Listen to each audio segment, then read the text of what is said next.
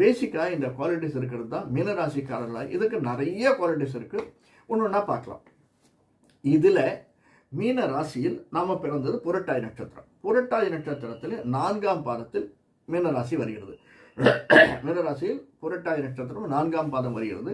இந்த புரட்டாதி நட்சத்திரத்தில் பிறந்தவர்கள் எப்படி, அடுத்தது புரட்டாதி 4ஆம் பாதத்தில் பிறந்த நாம் எப்படிப்பட்டவர்கள்னு பார்க்கலாம். அதாவது இப்போ முதல்ல பார்க்குறோம் அப்படின்னா ஒரு மாலுக்கு போகிறோம்னா பேசிக்காக அந்த மால் எங்கே இருக்குது, லொக்கேஷன் எப்படி இருக்குது, ஆம்பியன்ட் எப்படி இருக்குது, உள்ளே போகிற வழியெல்லாம் எப்படி இருக்குது, முதல்ல அது தெரிஞ்சுக்கிறோம். அடுத்தது உள்ளே போனோடனே இன்டீரியர்லாம் எப்படி பண்ணிருக்காங்க, இது 2வது. 3வது என்னென்ன கடைகள் இருக்குது, அந்த கடைகளுக்குள்ளே என்னென்ன விசேஷங்கள் இருக்குது. இந்த மாதிரி முதல்ல பேசிக்காக நம்முடைய ராசி மீனராசி, அடுத்தது நம்முடைய நட்சத்திரம் பேசிக்காக புரட்டாதி, அதனுடைய குவாலிட்டிஸு.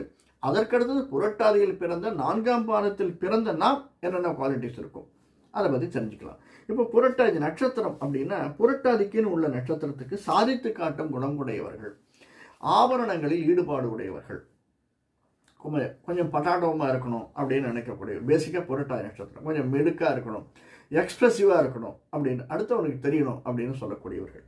அடுத்தது சில சந்தர்ப்பங்களில் மனைவியிடம் கணவனும் கணவனிடம் மனைவியும் பிரிவாக இருக்கக்கூடியவர்கள். சில சந்தர்ப்பங்களில் எப்பயுமே அது நல்லது சார், வாழ்க்கைக்கு பிரியமாக இருக்கக்கூடியவர்கள், படித்தவர்கள், அறிஞர்கள், கவிஞர்கள், அறிவாளிகள், இதெல்லாம் புரட்டாதி நட்சத்திரத்தினுடைய பேசிக் குவாலிட்டிஸ். அது மட்டுமல்ல, அழகிய அங்கமுடையவர்கள்,